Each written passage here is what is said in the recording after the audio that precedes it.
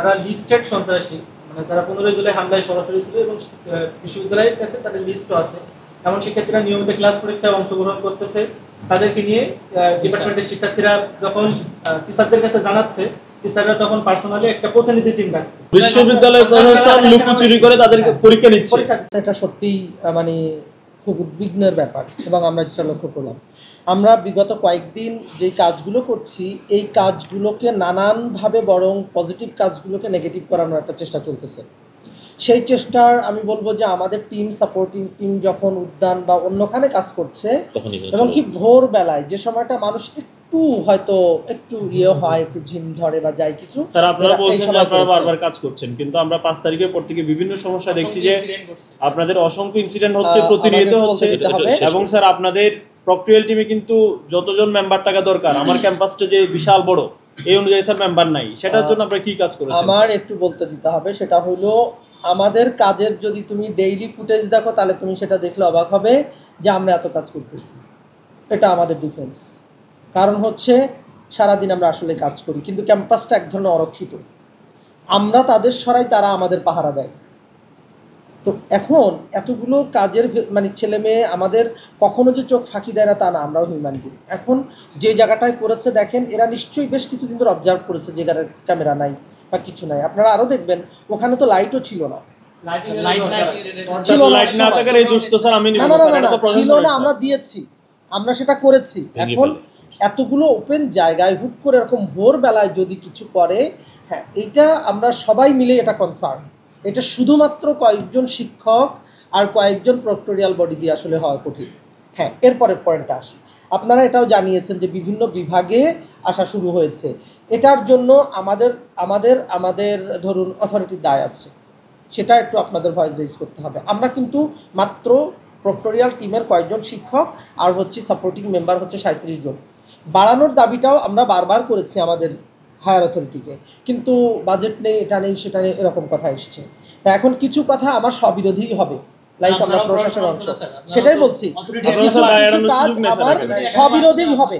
কিন্তু আমার এখানে বলার জায়গা হলো আপনাদেরও আমরা সাহায্য চাইবো, যে আপনারাও মানে মানে আমরা এখন আপনি আলাদা কেউ না। আসলে এত বড় একটা ঘরকে রক্ষণাবেক্ষণের জন্য সবার বয়স হয়েছে, ধরুন এখানে গার্ড আছে কিন্তু বুড়া মানুষ, হয়তো ভোরবেলা একটু ভয় করছে। এখন যারা দুষ্কৃতিকারী তারা ঠিক এই মানে ব্র্যাকেটিং টাইমটার সুযোগ নেয়।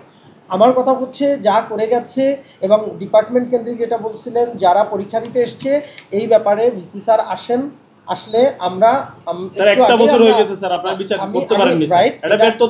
এটা সত্য যে বিচারের একটা প্রক্রিয়া চলতেছে, এটা হয়তো একটু টাইম সাপেক্ষ কিন্তু চলতেছে, এটা হবে।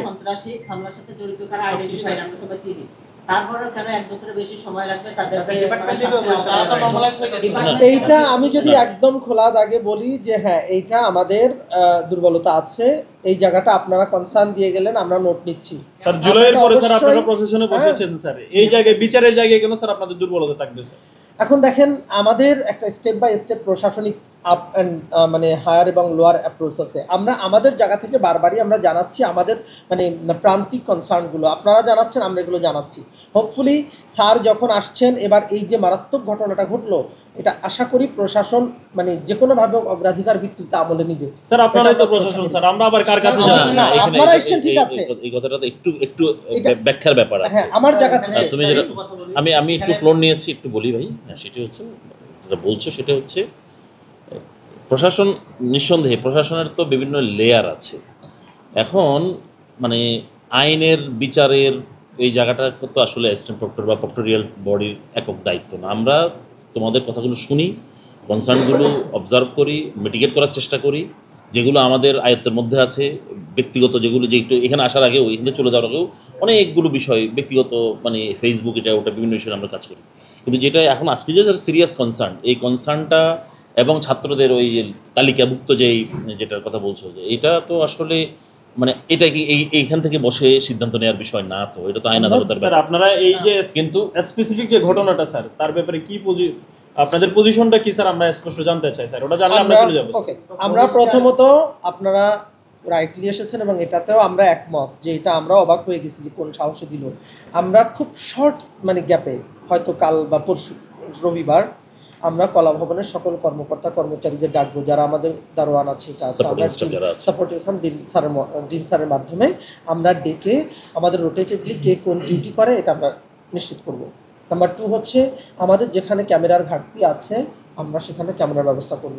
আর নাম্বার 3 হচ্ছে এটা আমাদের সবার কনসার্ন, যারা জুলাইয়ের মানে শত্রু, এই শত্রুদের যদি কেউ আশ্রয় দেয়, আপনারা যদি বুঝতে পারেন, সেটা যদি আমিও হই, তাহলে যেন আপনারা দল ধরে আসেন।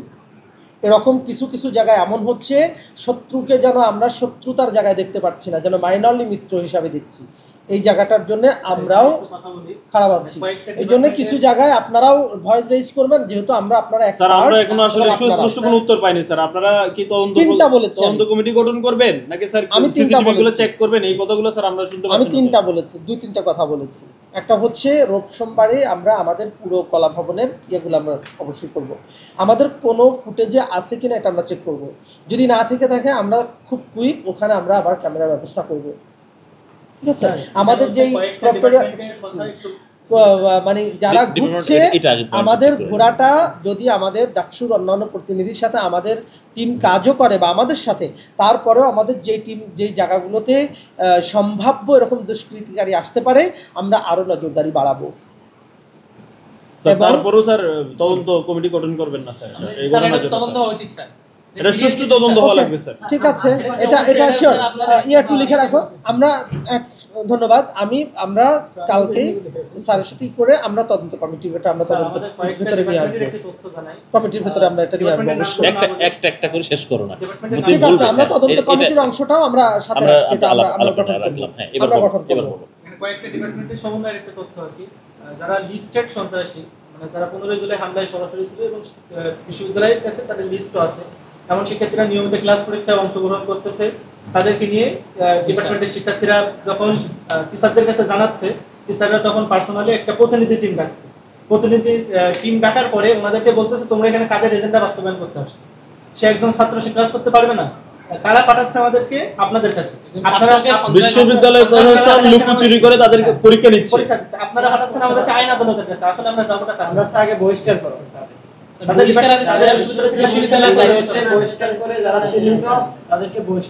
আমরা কিন্তু আমাদের জায়গা থেকে কোনো সুযোগ দিচ্ছি না। এটা দিলে আপনাদের সংশ্লিষ্ট কোনো বিভাগ দিলে দিচ্ছে, সেইটার অনেক কিছুর দায় সেটা আমাদের কাছে আসলে, যেমন আমরা এ পর্যন্ত কোনো এরকম শিক্ষার্থীকে এফবিএস এর শিক্ষার্থীকে আপনারা লেদার ইনস্টিটিউটে নিয়ে গিয়ে পরীক্ষার সুযোগ দিয়েছেন স্যার, এটা আমরা অতীতে দেখেছি। আমার কথা শুনেন, ডিপার্টমেন্টগুলোতে কোনো নোটিশ পাঠানো হয় না যে এই ছেলেগুলো আমাদের একটা প্রক্রিয়া আছে। প্রথমত হইলো যখন এরকম একজনকে আবেদন করে, সে যেই ছেলে মেয়েই হোক, হয়তো তার পক্ষে একটু আমাদের যেতে হয় প্রথমত। পরে আমাদের ওই ঘটনার পরে আমরা একেবারে ক্লিয়ারলি স্ট্যান্ড নিয়েছি যে যারা এরকম কোনোভাবেই, সেটা যেই হোক, অতটুকু অনুকম্পাও দেখানো আমাদের পক্ষে সম্ভব না। স্যার আপনারা অবশ্যই জানেন ঢাকা বিশ্ববিদ্যালয়ে ছাত্রলীগ মুক্ত হওয়ার মাধ্যমে পুরো বাংলাদেশে যে আওয়ামী লীগ যে ধ্বংস হয়েছে স্যার, সেটা শুরু হয়েছে ঢাকা বিশ্ববিদ্যালয়ে। অথচ স্যার আমরা দেখতে পাচ্ছি ঢাকা বিশ্ববিদ্যালয়ের বিভিন্ন অফিসে এবং বিভিন্ন ডিপার্টমেন্টের শিক্ষার্থীরা যারা 15 জুলাই হামলা করেছে তারা ক্লাস করছে, এবং যেসব অফিসার শেখ হাসিনার পক্ষে মিছিল করেছে তারা এখনো স্যার ওখানে বসে আছে, তাদের চেয়ারে বসে আছে। এবং আমাদের অনেক শিক্ষক যারা জুলাইয়ের বিপক্ষে ছিল তারা এখনো ক্লাস নিচ্ছেন, কিন্তু আমার বিশ্ববিদ্যালয় এখনো পর্যন্ত তাদের বিরুদ্ধে কোনো ব্যবস্থা স্যার, কার্যকরী ব্যবস্থা নিতে আমরা দেখিনি।